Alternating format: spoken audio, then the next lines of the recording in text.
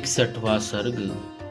विश्वामित्र की पुष्कर तीर्थ में तपस्या तथा राजर्षि अम्बरीश का रुचिक के मध्यम पुत्र पुनः शेप को यज्ञ पशु बनाने के लिए खरीद लाना। शतानंद जी कहते हैं, पुरुष सिंह श्री राम यज्ञ में आए हुए उन सभी वनवासी ऋषियों को वहां से जाते देख महातेजस्वी विश्वामित्र ने उनसे कहा, महर्षियों, इस दक्षिण दिशा में रहने से हमारी तपस्या में महान विघ्न आ पड़ा है।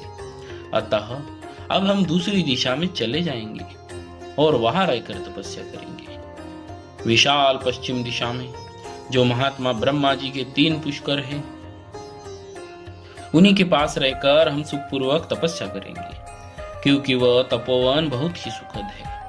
ऐसा कहकर वे महातेजस्वी महामुनि पुष्कर में चले गए और वहां फल मूल का भोजन करके उग्र एवं दुर्जय तपस्या करने लगे। इन्हीं दिनों अयोध्या के महाराज अम्बरीश एक यज्ञ की तैयारी करने लगे। जब वे यज्ञ में लगे हुए थे, उस समय इंद्र ने उनके यज्ञ पशु को चुरा लिया।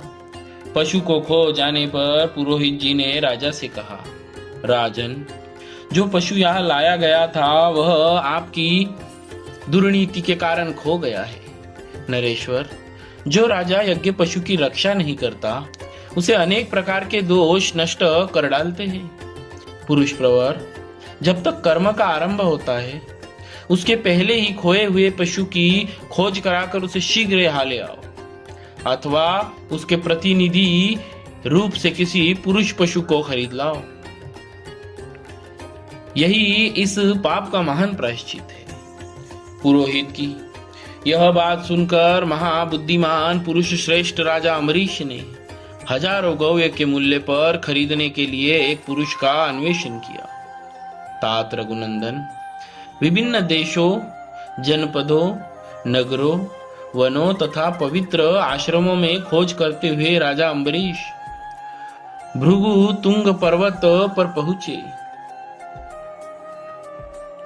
और वहां उन्होंने पत्नी तथा पुत्रों के साथ बैठे हुए रुचिक मुनि का दर्शन किया। अमित कांतिमान एवं महातेजस्वी राजर्षि अम्बरीश ने तपस्या से उद्दीप्त होने वाले महर्षि रुचिक को प्रणाम किया और उन्हें प्रसन्न करके कहा। पहले तो उन्होंने रुचिक मुनि से उनकी सभी वस्तुओं के विषय में कुशल समाचार पूछा। उसके बाद इस प्रकार कहा, महाभाग भृगुनंदन, यदि आप 1,00,000 गवे लेकर अपने एक पुत्र को पशु बनाने के लिए बेचे तो मैं कृत्य हो जाऊंगा। मैं सारे देशों में घूम आया, परंतु कहीं भी यज्ञोपयोगी पशु नहीं पा सका। अतः आप उचित मूल्य लेकर यहाँ मुझे अपने एक पुत्र को दे दीजिए। उनके ऐसा कहने पर महातेजस्वी रुचिक बोले, नरश्रेष्ठ, मैं अपने ज्येष्ठ पुत्र को तो किसी तरह नहीं बेचूंगा।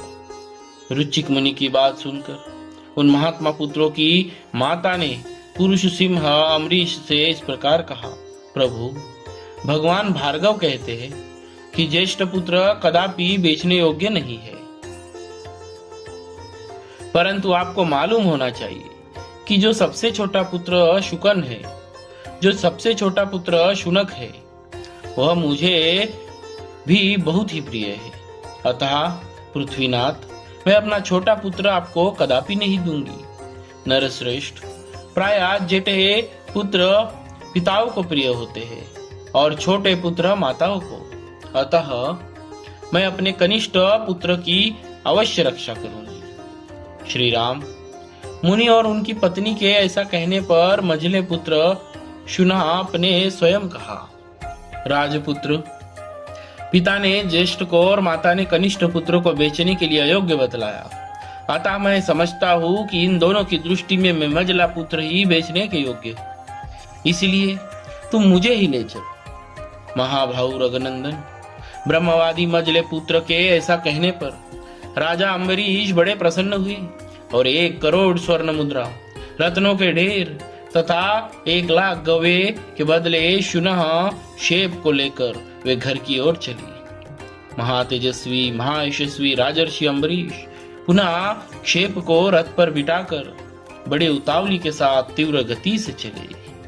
इस प्रकार श्री वाल्मीकि निर्मित आर्ष रामायण आदि काव्य के बालकांड में 61वां सर्ग पूरा हुआ। बोलिए श्री सीताराम जी महाराज की जय। भक्तवत्सल भगवान की